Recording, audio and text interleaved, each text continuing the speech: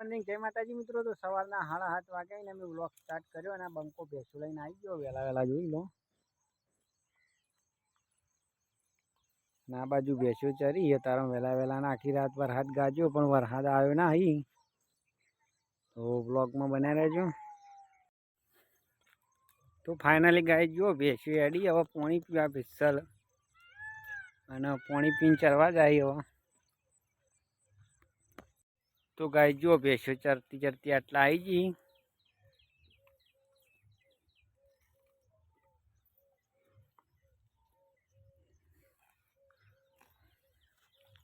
તો 11 વાગ્યા સુધી આપણે ચારીએ ભેંસો ને. ગાય જુઓ ભેંસો તારા ગાળામાં આવટવા માંડી. ચરવાની જગ્યાએ ભેંસો ગાળામાં આવટી તારા વહેલા વહેલા. ફાઇનલી ગાય જુઓ વરસાદ જોરદાર અંધારીને આવ્યો જોઈ લો. આવશે તો આપણે વરસાદ બ્લોગમાં બતાવીશું. જોઈ લો છું અંધાર્યું